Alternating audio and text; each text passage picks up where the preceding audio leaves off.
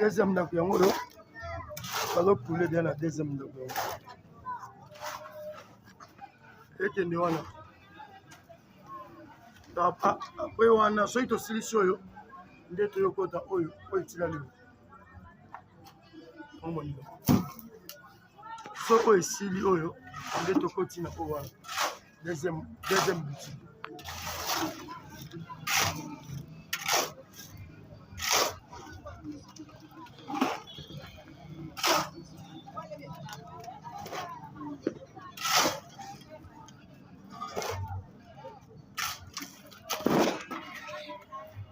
Donc, tout ça chantier béni salam.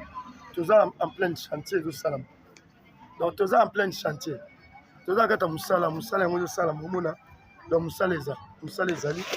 Ya to boye wana omoni ke musala salam. Donc awa